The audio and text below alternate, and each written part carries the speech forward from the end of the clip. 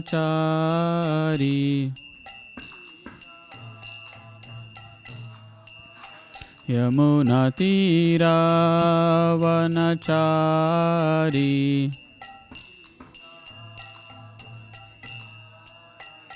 Jaya Radha Madhava Kunja Vihari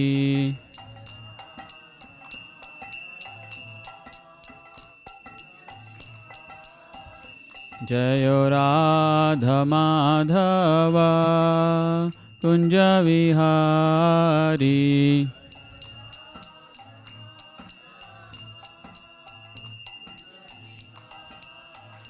Jaya Gopi Jana Vallabha Girivaradhari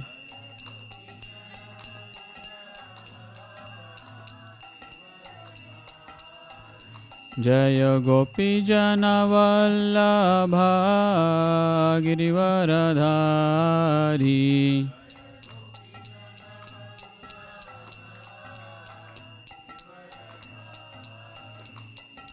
Yashodanandana Brajajana Ranjana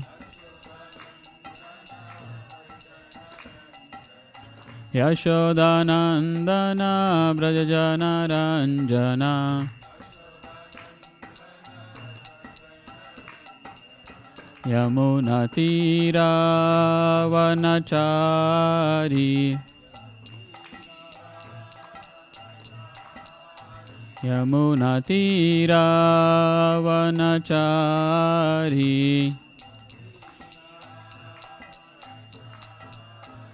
Jaya Radha Madhava Kunja Vihari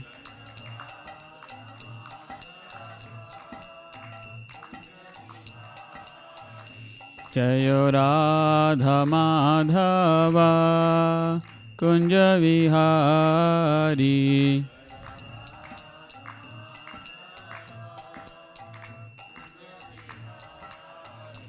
Hare Krishna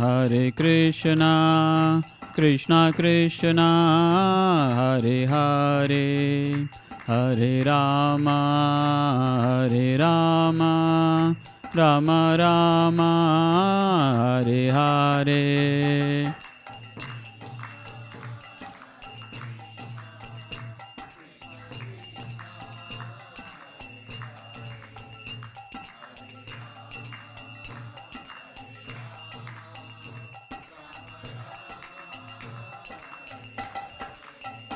Hare Krishna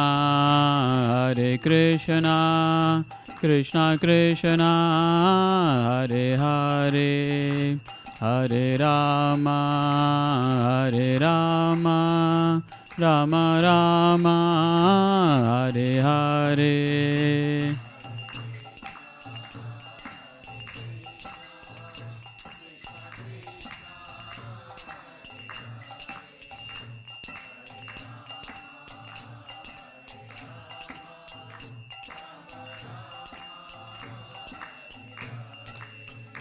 Hare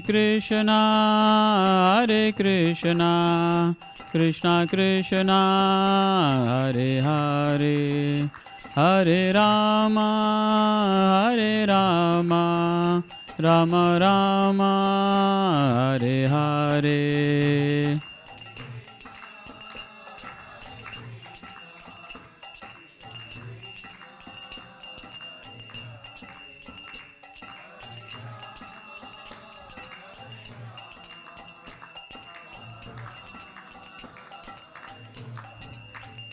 Hare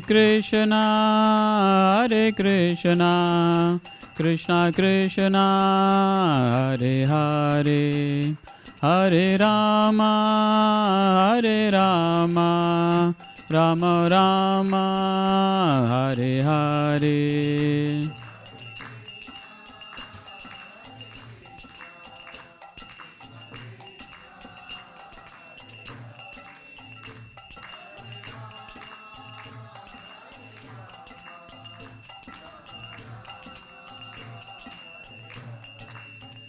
Hare Krishna, Hare Krishna, Krishna Krishna, Hare Hare, Hare Rama, Hare Rama, Rama Rama, Hare Hare.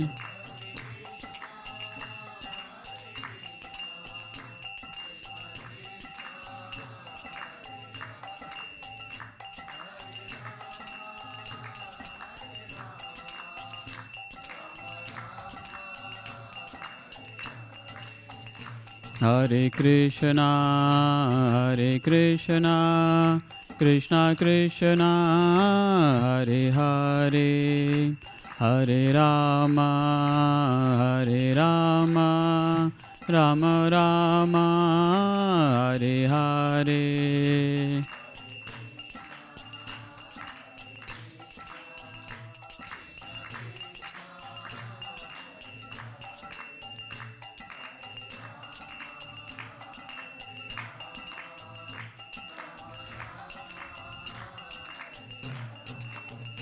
Jayo Krishna Balaram, Jayo Krishna Balaram, Krishna Balaram, Jayo Krishna Balaram.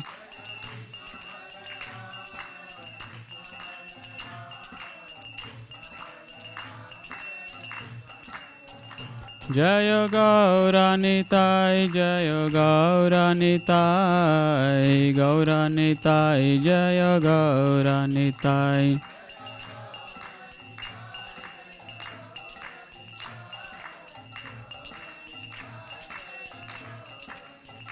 Jayo Srinivas Govinda, Jayo Srinivas Govinda, Jayo Srinivas Govinda, Jayo Srinivas Govinda.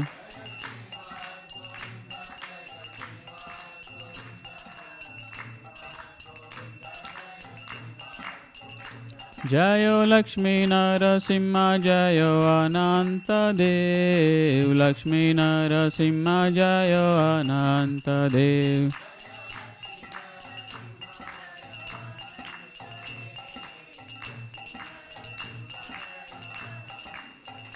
Jayo Jayo Prabhupada, Prabhupada, Prabhupada, Jayo Jayo Prabhupada.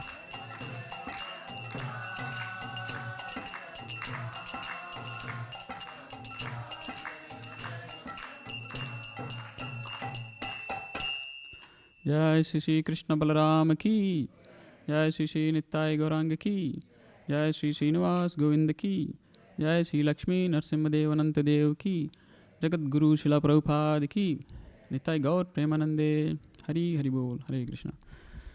So before we start, please repeat after me. Om Namo Bhagavate Vasudevaya. Om Namo Bhagavate Vasudevaya. Om Namo Bhagavate Vasudevaya. So today we'll be discussing from the second chapter, text 45. It's displayed on the screen. So please repeat the verse after me. Traigunya Vishaya Veda. Traigunya Vishaya Veda. Nistraigunyo Bhavarjuna. Nistraigunyo Bhavarjuna. Nirdvando Nitya Sattvasto. Nirdvando Nitya Sattvasto. Niryogakshema Atmavan. Niryogakshema Atmavan. Traigunya Vishaya Veda. Nistraigunyo Bhavarjuna. Nirdvando Nitya Sattvasto. Niryogakshema Atmavan. So please repeat the word-to-word meanings. Traigunya, pertaining to the three modes of material nature. Vishayaha, on the subject matter. Vedaha, Vedic literatures. Nistraigunyaha, in a pure state of spiritual existence. Bhava, be. Arjuna, O Arjuna. Nirdvandvaha, free from the pains of opposites. Nitya Sattvastaha, ever remaining in Sattva, goodness. Niryogakshemaha, free from the thought of acquisition and preservation. Atmavan, established in the self. Translation and purport by His Divine Grace Abhay Sharna Aravinda Bhaktivedanta Swami Srila Prabhupada Ki Jai. I'll read the translation. The Vedas mainly deal with the subject of the three modes of material nature. Rise above these modes, O Arjuna. Be transcendental to all of them. Be free from all dualities and from all anxieties for gain and safety, and be established in the self. So please repeat the translation. The Vedas mainly deal with the subject of the three modes of material nature. Rise above these modes, O Arjuna. Be transcendental to all of them. Be free from all dualities and from all anxieties for gain and safety, and be established in the self. So I'll read the purport.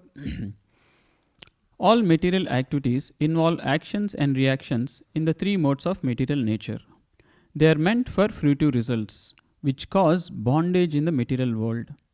The Vedas deal mostly with fruitive activities to gradually elevate the general public from the field of sense gratification to a position on the transcendental plane.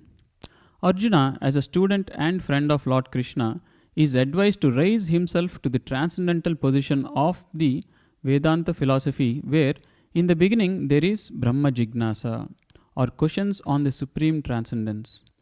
All the living entities who are in the material world are struggling very hard for existence.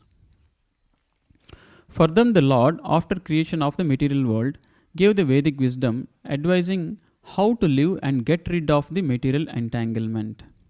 When the activities for sense gratification, namely Karma Kanda chapter, are finished, then the chance for spiritual realization is offered in the form of the Upanishads, which are part of the different Vedas.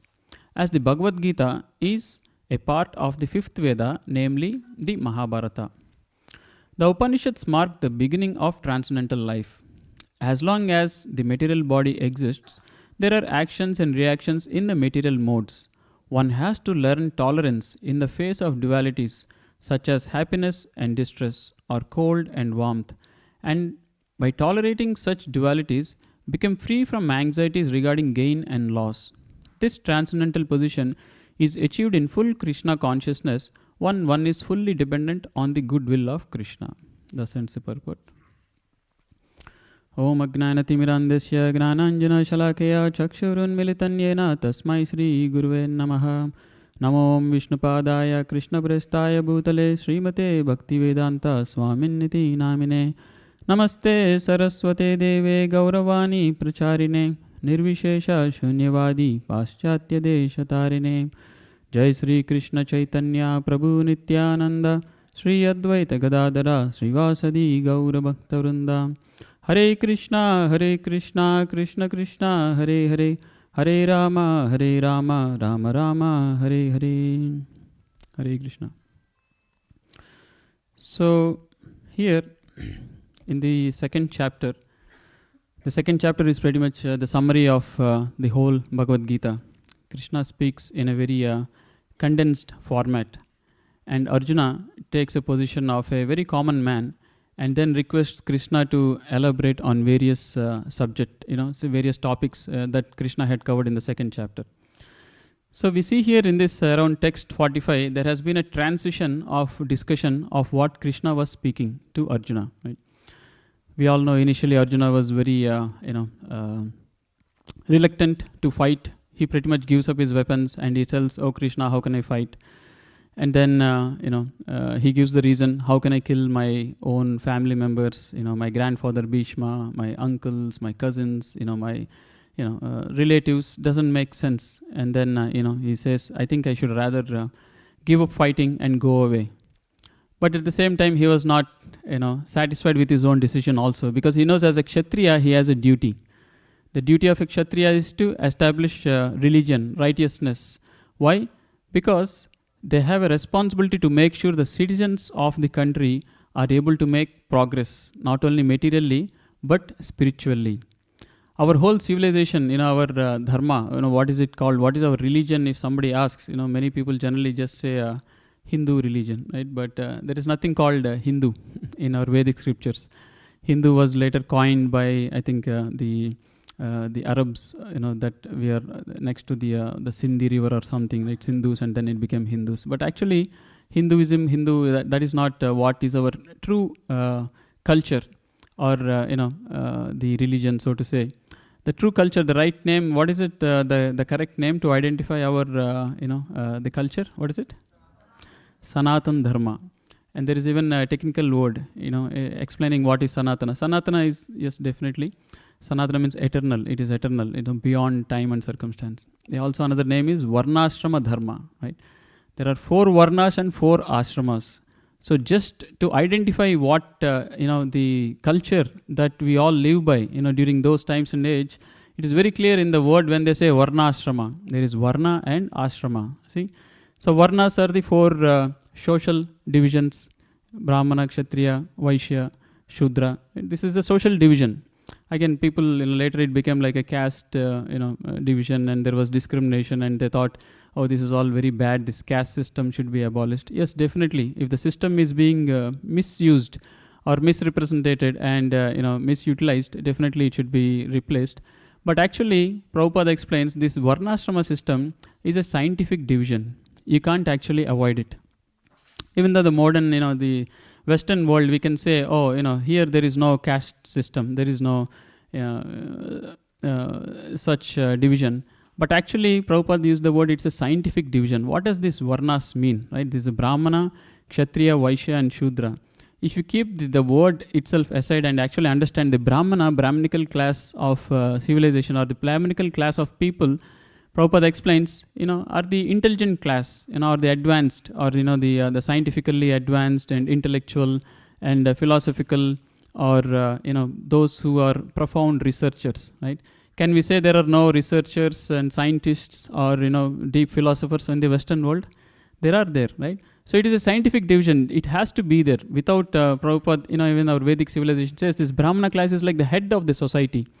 Just like in the head, what happens in the head? Head, there's the main part, the brain and the mind and intelligence. So there is the decision making, understanding, introspecting and realizing, using intelligence. So the intellectual class, of society is needed, just like a head is needed in the body to make the right decisions. So an intelligent class of people are also needed in the society who can guide, just like the head guides the body, right? Let's say you're feeling hunger. And what needs to happen? The hunger has to be addressed. Now the head will guide you. Okay, Sri Radha's restaurant opened. Let's check the timings and go there, right? And then, your arms, your body, and the rest of everything will cooperate. In the same way, the head of the society is also needed. And that is what is the scientific division Prabhupada is saying, the intelligent class of people, how to make sure the society, is progressing. So that way you can't say the Brahmana class is missing in the Western world. The word could be different, philosophers, researchers, scientists, and doctors and things like that. But the Brahmana class is there, right? And the same way the Kshatriya are the military department who are protecting, and the diplomatic, the government. That, if you say, oh, Kshatriyas are not there in the Western world, now analyze again. Isn't any country in the Western world not having a military department, right? Isn't there a government which is governing the people, which is taxing? What do Kshatriyas do in the Vedic civilization? They tax. And it's interesting, in the Vedic civilization, as per the Manu Samhita, the tax should never go beyond 25%. How much ever it is, there's a limit, right? You just don't tax how much ever you want. The king cannot decide. It is a law given. You can't tax beyond 25%. Now, how much taxes most of us are paying, right? Way beyond 25, right? State and this and that and social security and sales tax and this tax and all kinds of tax we don't even understand, but, So the same thing is there. The Kshatriya class is there also. And then the Vaishyas are the trading and businessman community, right? Those who cultivate crops, grains, and all the industrial production that is needed by the rest of the society. Now again, same thing. You can't say the Western world does not have the Vaishya community. Maybe the word Vaishya is not there, but businessmen trading is there. There is cultivation of crops. There is production of grains and all the necessities. So the Vaishya community is also there. And then the Shudra. Shudra is the worker class. Who are not very, intellectually capable, or they don't have the capabilities of an administrative person or a military or, this thing, or they don't have the, capability of doing business and trade and all that, but they're very physically well-to-do. They're able to do some good, manual work. So those are the Shudras. And what do the Shudras do? They assist all the other three categories. They assist the, the Vaishyas, the Kshatriyas, and the Brahmanas. Now in the Western world, are there no Shudras? There are Shudras. There are the worker class here also, because ultimately, if you take the example of the body, the society is compared with the body, right? We need the head, that is the like the Brahmana or the main intelligent portion of the body, and then you need the arms also, like the Kshatriya, to protect yourself, right? Anything something is falling, the first thing will happen is our arms will raise, isn't it? We try to protect ourselves. So arms are also needed in the body. Society also needs arms. And then the Vaishya community is considered, compared to like the belly of the society, right? The stomach is also needed to feed. Right? That's how then, society will continue. Ultimately, you need legs also.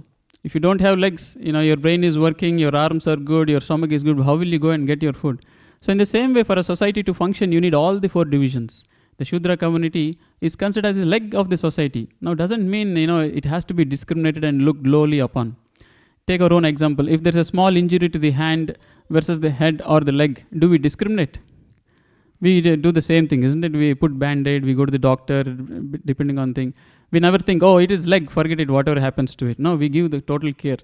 Though comparatively the brain is more important than the leg, but we give equal care for both.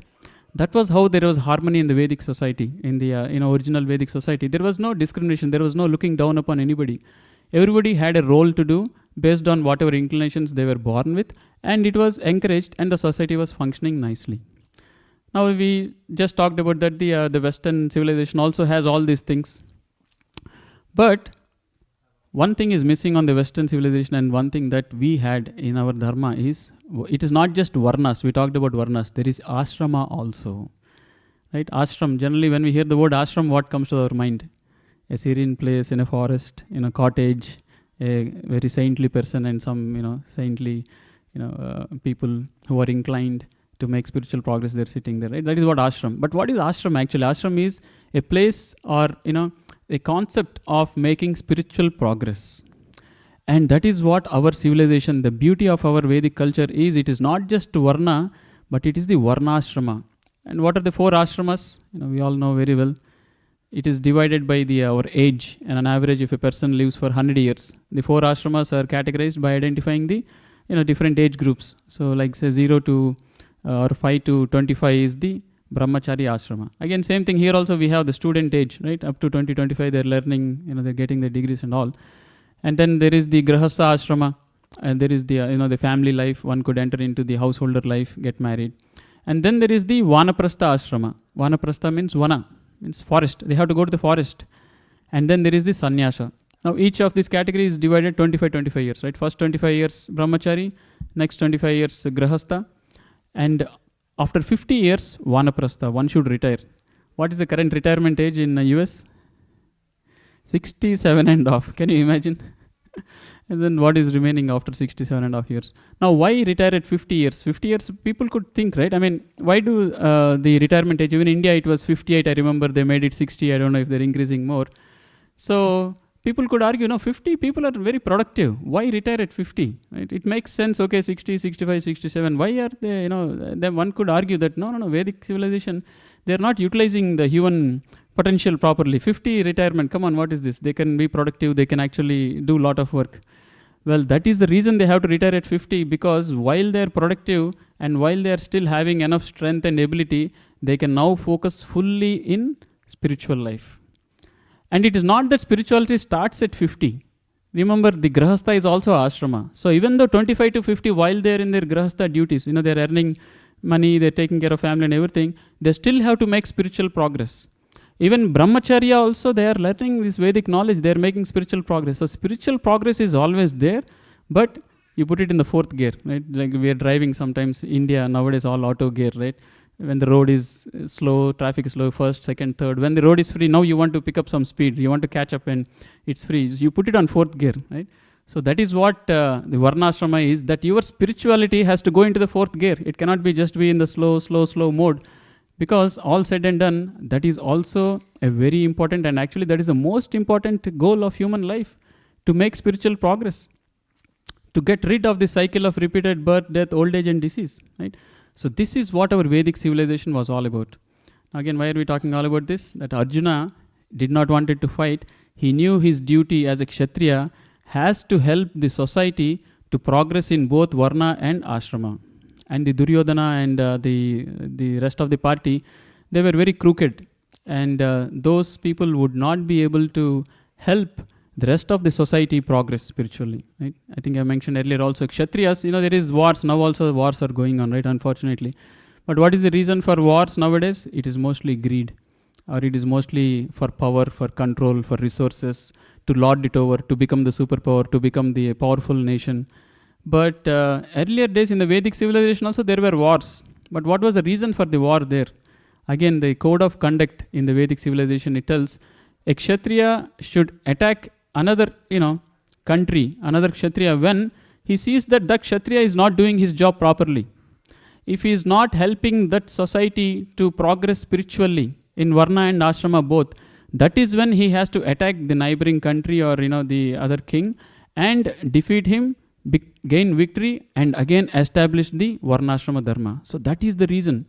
So anytime a war happens in the Vedic civilization is again as per the Varnashrama Dharma only. It is not just, let me just increase my kingdom, let me become more famous, let me get more wealth, or whatever that country has a lot of natural resources, let's just flourish. That greed, just for our country.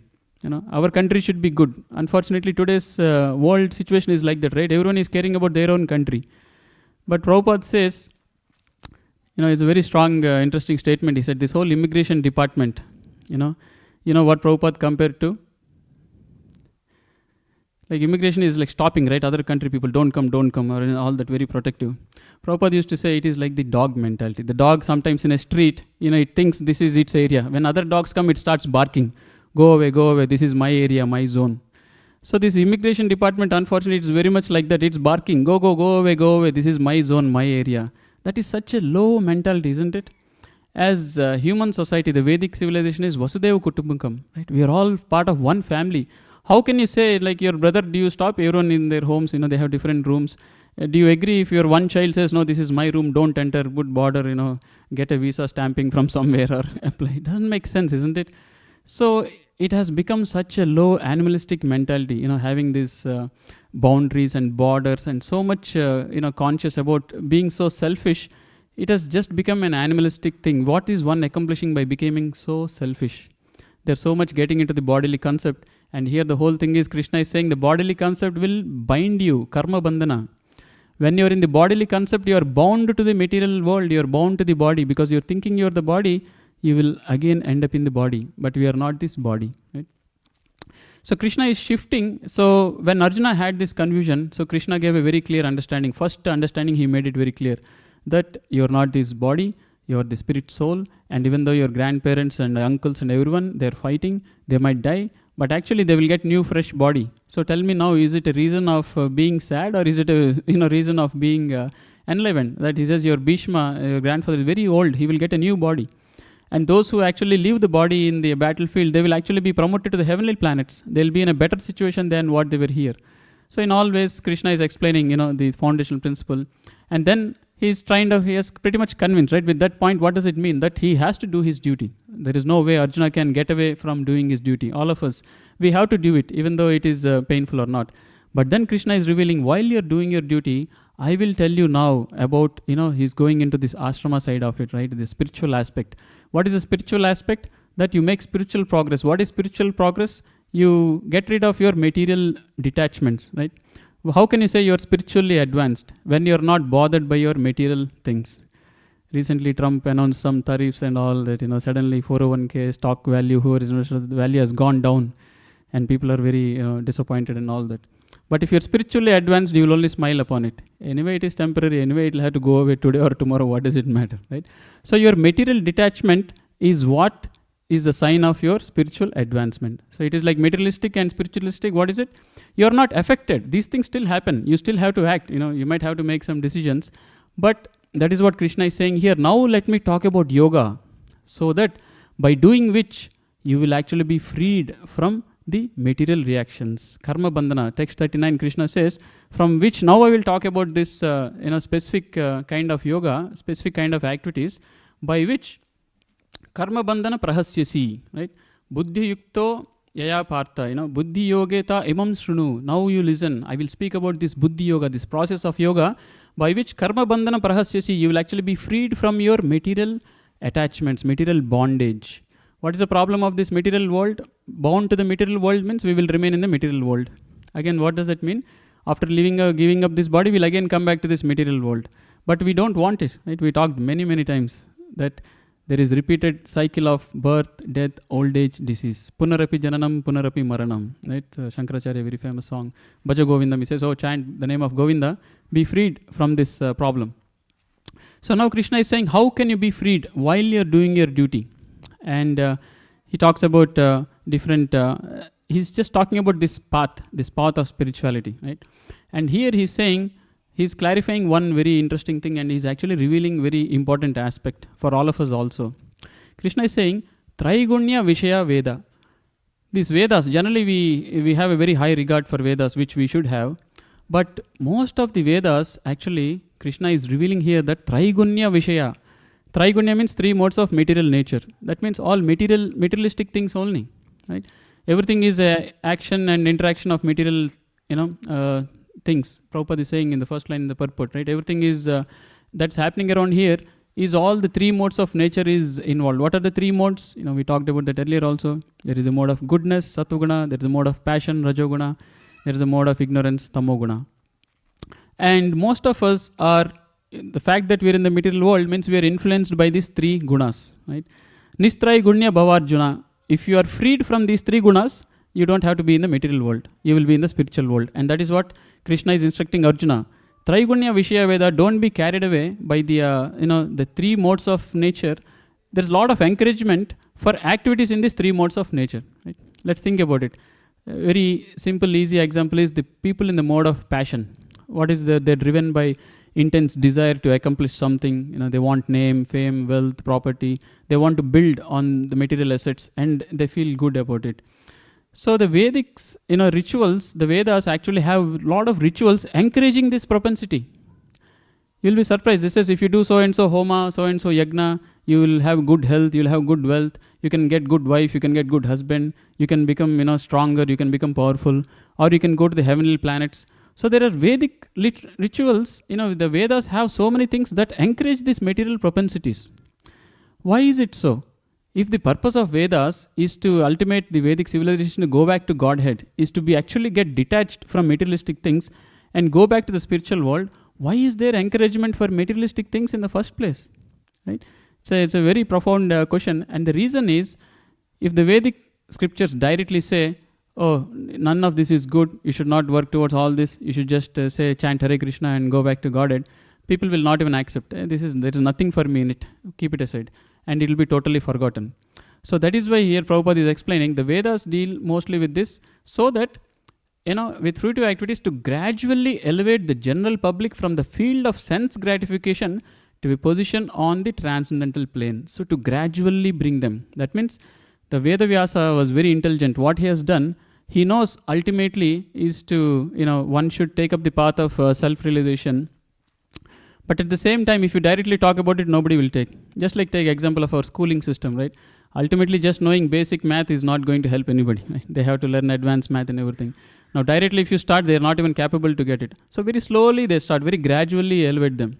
So that is what Vyasamuni has done when he has written all this Vedic literature. He has given a lot of these, materialistic rituals which give an impetus, which allow people to accept it. It seems very favorable. And slowly, gradually, it takes them to the higher levels. So the Vedas, in general, they have 3 sections. There is the Karma Kanda section, where there are a lot of rituals. Like as I gave an example, if you do so and so ritual, if you do so and so homa, you will get so and so benefit. A lot of benefits are talked about. And then slowly towards the end, there is something called Gnana Kanda. So some knowledge is given. And this is where the Upanishads, Vedas contain Upanishads also. Like Prabhupada is saying, Mahabharata is called as the 5th Veda, and it also has Upanishad. What Upanishad Mahabharata has? Gita Upanishad, right? We are talking about this Bhagavad Gita. So this is part of the Mahabharata, which is the 5th Veda. So in the Vedas, there are Upanishads. So there is the Karma Kanda, there is the Gnana Kanda, and then there is the Upasana Kanda also, where Upasana means worship, to how to worship the Supreme Lord and everything.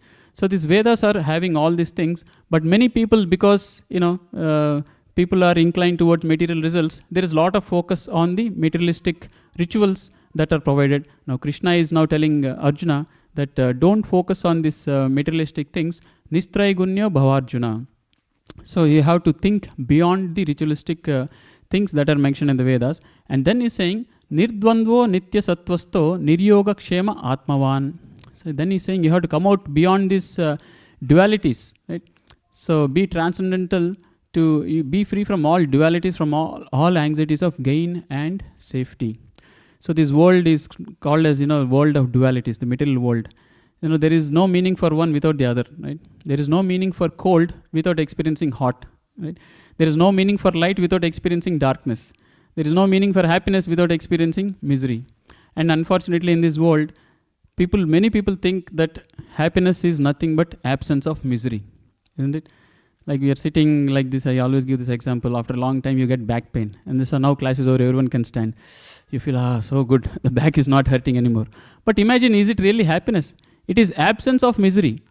And this material world, what is happening is we are always being bombarded by miseries. And whenever we get a break between misery, we think we are happy. All weekdays you are working very hard, day and night, now back to office, drive and this and that. Weekend you get a break, you sleep and you wake up very late. Yes, I feel good. But what is good there? You only escaped some misery. I don't have to drive. I don't have to attend this status meeting in the phone, on the call, on the Zoom, 24/7 now. Technology is so much that, you can't take rest anytime. Weekend there was a release and my manager, he thought, I will take rest. Something went wrong and he got a call. He's breaking his head. All my weekend is gone. So like this, people think happiness is absence of misery. But actually just imagine, happiness is not absence of misery, it is a positive experience, right? Just like if you're eating something very bitter and somebody gives you water, yes, this is very good, you say. You think that is happiness. But actually real happiness is somebody, if they give you a gulab jamun, why you're taking water? Water is plain and then, yes, a positive experience, right? So Prabhupada gives another example, the material world, all the happiness we experience is like sometimes a punishment is given in olden days, right? I think now also it's called waterboarding or something. So the criminal or the offender is sometimes given a punishment where the soldiers will take him to a river, nearby river or a lake, and they will dunk him into the water. What happens? He can't breathe, right? He becomes so suffocated, and he is almost dying. And they're trained such that the person should not be dead. Just at the moment where the person is almost thinking he will die, then they will lift his head up. He'll bring up. Then he will take a good breath. He think, this is so good, right? He was experiencing so much misery. This is so nice. And the moment he felt some good, experience of that, again he's put back into it. Now, is that really happiness? So this is what's happening. We are constantly struggling to avoid miseries. And whenever we get a break from misery, we are thinking that is happiness. But real happiness is not just absence of misery.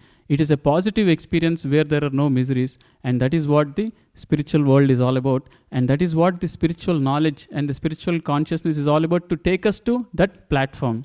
And that platform is nothing but this Krishna consciousness. And when we come to that platform, that is what Krishna is saying, you have to come to that platform where you are not bothered by these dualities, happiness and misery, warmth and cold and profit and loss. Because if you come to the self-realized platform, like I just mentioned, if you know everything is temporary, anyway it will go away, will you be so disappointed? Right? That, okay, something is there, something is not there, day-to-day life is going on. Why should I worry whether my net worth is, X or is it X minus 1 or something, right? Because Prabhupada said, end of the day, all of us, all we need is a 6 feet bed to sleep, right? 3 meals to eat and a small place to, live. We don't really need to be multi-millionaires to accomplish this, isn't it? So it is all in the mind. The disappointment is in the mind. As long as bare necessities are taken care, actually there is no need to be, having any level of anxiety. But most of the people, how many of the people who are actually anxious because they are not having the basic necessities? Very less. Many of us are well-to-do, right? Many of us. But still they are very anxious. They're not making enough money, they don't have enough property, they don't have enough name, enough fame, or enough good designation. As you grow old, this is one thing that happens. LinkedIn profile, everyone's designation is increasing and yours is not increasing. You will feel some kind of a peer pressure. And somebody asks you, what are you? You say, I am still a software developer. It's like, oh God, what is happening? Right? So this is all inflicted. It is all mentally inflicted. Doesn't matter, end of the day. You die as a vice president of a company or a CEO, or you die as a regular person. What is your real success of life, right? The real success of life is, have you made spiritual advancement? Are you getting closer to Krishna? Are you able to go back to God, right? You better, be a regular, employee and then made spiritual advancement and went back to Godhead. Then you became a CEO and spent all your life working hard, crunching numbers and making the company profitable. And you died, and what will happen in your next life, you don't know. What is that, right? So in the Christians, there is a nice saying, what is the point of gaining the whole world at the cost of losing your soul, right? Something like that. So that is what, coming out of duality is when you have this Krishna consciousness, when you have this understanding, when you build our relationship with Krishna, then we can be nirdvando, right? Without being affected by dualities. And what should be done? Prabhupada is saying we should just tolerate. Because we talked earlier also, as seasonal changes, they come and go. So we should just tolerate. Nothing will last forever. Misery, happiness, difficulty, everything will come, everything will go. We just have to tolerate. And then Atmavan, be situated in the self. What is being situated in the self? To be situated in the self, we should know what self is. What is our true self? Our true self is, are we the body or are we the spirit soul? Right? We are the spirit soul. So now being situated at the platform of the soul means we have to have a next level of understanding. Well, if I am a soul, where did the soul come from? Right? Krishna says very clearly, Mamai Vamsha. We are the part and parcel of Krishna. So we belong to Krishna's family actually. Our citizenship, our passport is actually not truly India or US or something like that. Our true citizenship identity is in the Goloka, in the spiritual world. So if I am soul, I belong to the supreme, I'm a child of the supreme soul, the Parabrahman, then what is my duty? If we are part and parcel of Krishna, what would be my duty? Prabhupada gives an example. If the finger is part and parcel of the body, the finger's purpose is to assist the body in its activities. Right? You need to eat food, the finger should help in eating. So the part should serve the whole, as simple as that. Prabhupada gives another example, like a small bolt in a big machine. Right? When it is connected to the machine, it is doing its service, it has its value. Right? Somebody says, can I remove this bolt? He says, no, it's very important, even though it's a small bolt. But if that bolt is not, a very similar bolt that is not connected to the machine lying on the floor, can I just take away this bolt? Yeah, throw it, we don't need it, right? It's the exact same bolt. So the value of the bolt is determined by whether it is in the right position or not.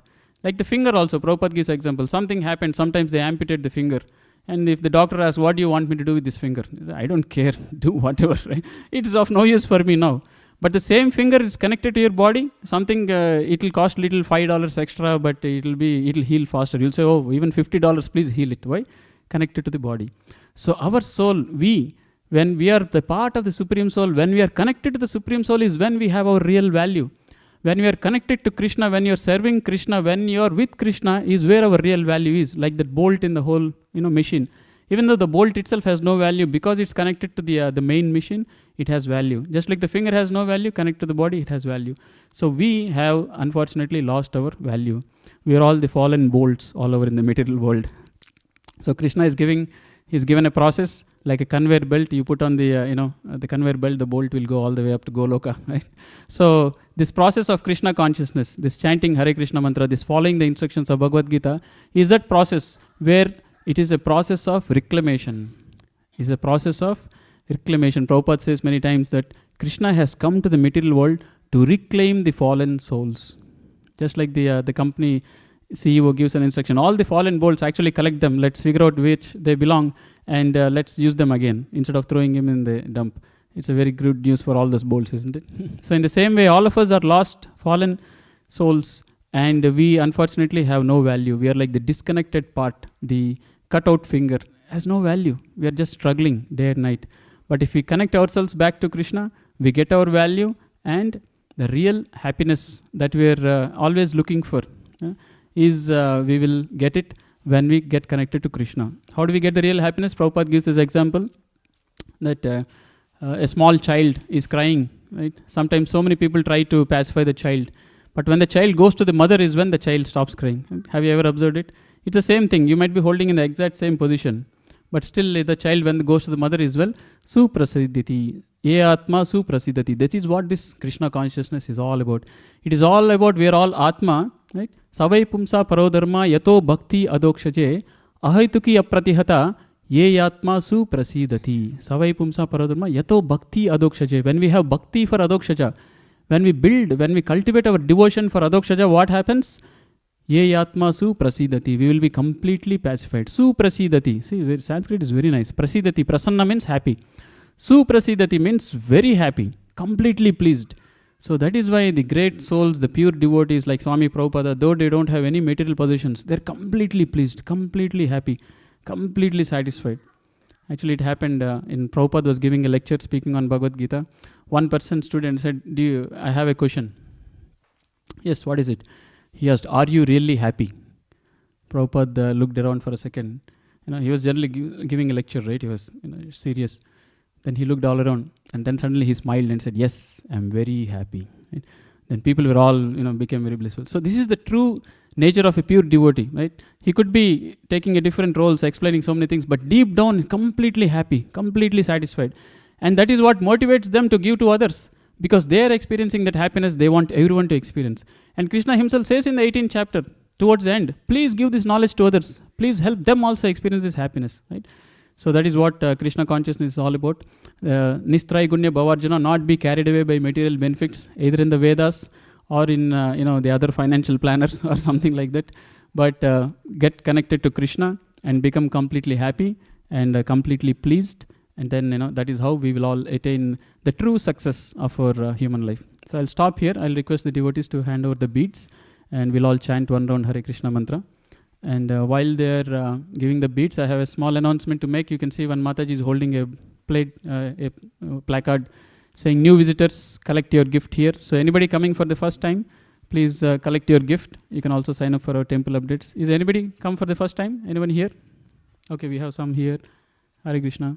Yeah, so please do see that Mataji, Leela Kamal Mataji, and collect your gift. So while the beads are being distributed, if anybody has any question, we can quickly discuss. If not, we'll go on to the chanting. Yeah, thank you. So while they're distributing the beads, just like Krishna is telling Arjuna to, hear Nistrai Gunya Bhavarjana, right, come out of the three modes of material nature. A very similar incident happened when even the whole Vedic literature was being written by Veda Vyasa. So it is said Veda Vyasa has written all this Vedic literature. He has composed, put into writing 5,000 years ago. So he wrote the 4 Vedas, right? Sama Veda, Athar Veda, Yajur Veda, and then Rig Veda. And then he wrote 17 Puranas. See, the Vedas we talked, it has 3 sections, right? Karma Kanda, Gnana Kanda, Upasan Kanda. So every Veda had a lot of rituals, a lot of some knowledge about God, and some worship processes. And then he wrote Puranas. Puranas are basically historical incidents explaining the Vedic principles. And all this he has written. Still he was not satisfied. So by then he wrote 4 Vedas and 17 Puranas. And all the 108 Upanishads were already built into the Vedas. But he was not at all happy. And Narada Muni was a spiritual master. He comes and he sees him. I see that you are not happy. He says, yes, I don't know why. And I thought I did the greatest work. I put everything in writing because Kali Yuga people can't remember. Still I am not satisfied. Then Narada Muni says, yes, because you have not independently or very clearly glorified the Supreme Lord and his pastimes. So he says, you should do that and then you will be satisfied. So just like we thought Suprasidati, when Vedavyasa then wrote this Srimad Bhagavatam, this is the 18th Purana, it has completely, no other materialistic benefits, only pure devotional service, only glories of the Lord, glories of the devotees, only speaking about spiritual emancipation, spiritual world, Vaikuntha and everything. And then Vyasadeva was also completely satisfied. So if we also want to experience complete satisfaction, after reading Bhagavad Gita, we all should read Bhagavatam also. And just by following these principles also, everything mentioned here, what we're talking is also principles from Bhagavatam only, purely focusing on devotional service and not material things. So I'll stop there. We will all chant now. Please repeat after me. Nama Om Vishnupadaya Krishna Prestaya Bhutale Srimate Bhaktivedanta Swamin iti namine Namaste Saraswate Deve Gauravani Pracharine Nirvishesha Shunyavadi Paschatya Deshatarine Jai Sri Krishna Chaitanya Prabhu Nityananda Sri Advaita Gadadhara Sri Vasadi Gaura Bhakta Vrinda. So we'll all chant the Hare Krishna mantra together. So it is said we should chant clearly, hear carefully, and we should chant in a prayerful mood, because this is a prayer to the Lord to help us, to requesting the Lord to reclaim us. Yes, I want to be reclaimed by you, Krishna. Please help me. Right? So it's a prayer to the Lord to help us make spiritual progress. So we'll all chant together. Okay. Hare Krishna, Krishna Krishna, Hare Hare, Hare Ram, Ram Ram, Hare Hare. Hare Krishna, Krishna Krishna, Hare Hare, Hare Ram, Ram Ram, Hare Hare. Hare Krishna, Krishna Krishna, Hare Hare, Hare Ram, Ram Ram, Hare Hare. Hare Krishna, Krishna Krishna, Hare Hare, Hare Ram, Ram Ram, Hare Hare. Hare Krishna, Krishna Krishna, Hare Hare, Hare Ram, Ram Ram, Hare Hare. Hare Krishna, Krishna Krishna,